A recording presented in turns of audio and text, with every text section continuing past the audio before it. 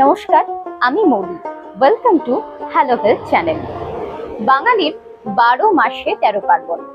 রোজই কোনো না কোনো ছুতোয় বাঙালি কিন্তু ছুটছে রেস্তোরাঁয়। কোনটা ছেড়ে কোনটা খাবো? কি ঠিক বলছি তো? এই খাবার থেকেই পরবর্তীতে কিন্তু হচ্ছে পেটের সমস্যা, ওজনও বাড়ছে সমান তালে। চিন্তার কোনো কারণ নেই, ক্যালোরিটাকে একটু মেপে খাওয়া যায়, তবে কিন্তু এই সমস্যা আর হবে না। তার মধ্যে পয়লা বৈশাখ শুধু আদ্যপান্ত বাঙালি খানা কিন্তু নয়, তার সঙ্গে রয়েছে মোগলাই খানা, চাইনিজ, কন্টিনেন্টাল, সাউথ ইন্ডিয়ান, ভালো ভালো ডিজার্ট, পুডিং, আইসক্রিম, কত কি! বাপ রে বাপ! কোনটাতে ক্যালোরি বেশি, কোন খাবারটাকে বাদ দিয়ে নিজের খাবার তালিকায় অন্য খাবারগুলিকে রাখলে শরীর তুলনামূলক ভালো থাকবে, এই নিয়েই আজকের বিস্তারিত আলোচনা। আমরা রয়েছি বর্তমানে টলিগঞ্জের গলফ গার্ডেনের কার্বসাইড ক্যাফেতে, আর আমাদের সঙ্গে রয়েছেন বিশিষ্ট ডায়েটিশিয়ান রোজি সাহা। নমস্কার, আমি ক্লিনিক্যাল ডায়েটিশিয়ান রোজি সাহা।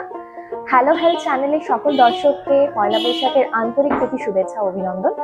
আজকে আমাদের topic calorie, sugar, pressure, thyroid, cholesterol, obesity, এই সমস্ত ডিজিজগুলো যদি কারণ না থাকে সেক্ষেত্রে একজন প্রাপ্তবয়স্ক মানুষ 1800 থেকে 2000 ক্যালোরি প্রতিদিন খেতে পারেন।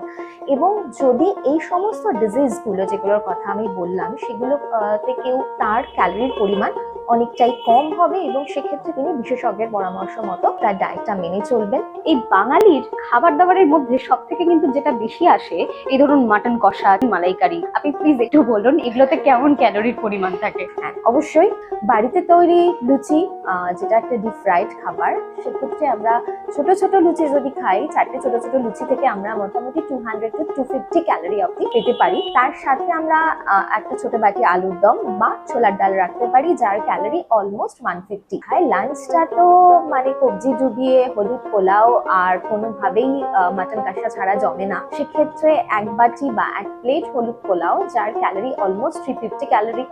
আর তার সাথে যদি চিকেন কষা খাই সেক্ষেত্রে 450, এবং মাটন হলে এটা অলমোস্ট 500। তো দুটো ক্ষেত্রে ক্যালোরির পরিমাণটা জাস্ট 50 ক্যালোরির তফাৎ।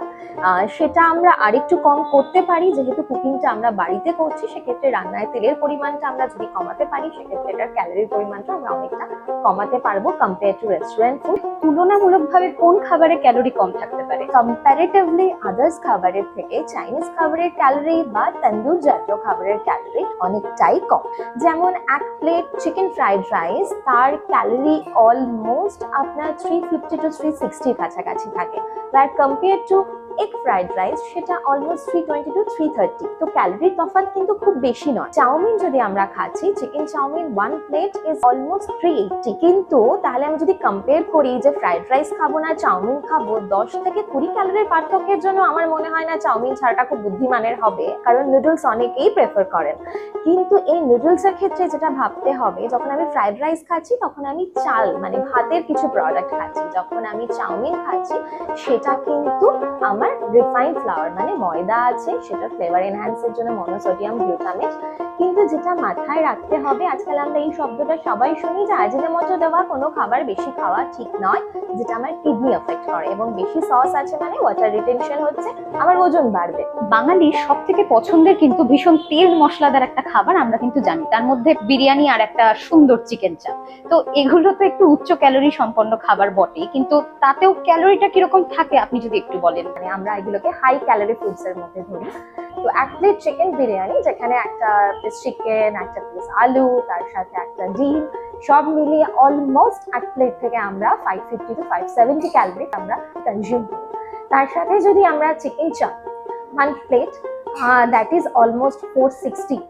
আর যদি সেটা মাটন হয় তার ক্যালোরিটা কিন্তু আরো বেশি হয়ে যাবে, সেটা অলমোস্ট 550 to 570 ক্যালোরির কাছাকাছি। এবার আসছি মোগলাইয়ের ক্ষেত্রে, সেটা চিকেন মোগলাই যদি হয় সেক্ষেত্রে 1 প্লেট বা 1 পিস, সেটা অনেক বেশি ডিপ ফ্রাইড যেহেতু, সেক্ষেত্রে তার ক্যালোরিটা অলমোস্ট 460 to 480। তাই এই প্রত্যেকটা খাবার ডিপ ফ্রাইড এবং এখানে মশলার পরিমাণ অনেক বেশি থাকে, তার ফলে প্রত্যেকটা খাবারের ক্যালোরি কিন্তু অনেক বেশি। কোন মিষ্টি খাবারে ক্যালোরি কত কম বেশি সেই ব্যালেন্সটা একটু যদি আমাদের বলেন। মিষ্টির মধ্যে আমরা যেগুলো চুজ করতে পারি সেটা হচ্ছে কাস্টার্ড চুজ করতে পারি, ফিরনি চুজ করতে পারি, বা যে কোনো ধরনের মিষ্টি। একটা সার্ভ থেকে আমরা অলমোস্ট যে ক্যালোরিটা পাই দ্যাট ইজ 200 to 250। শেষ পাতে সবসময় মিষ্টিতেই আমাদের মন ভরে না, আমরা অনেকেই সেখান থেকে আইসক্রিমের দিকেও যাই। পার স্কুপ মানে ওয়ান সার্ভ অলমোস্ট আমার 130 থেকে 180 ক্যালোরির মধ্যে অন অ্যান অ্যাভারেজ ভ্যারি করে। আর এবার আসি যে কোনো ধরনের ড্রিঙ্কসের কথায়, ওয়ান সার্ভ অলমোস্ট এক গ্লাস থেকে আমরা 150 to 200 মতো ক্যালোরি পেতে পারি।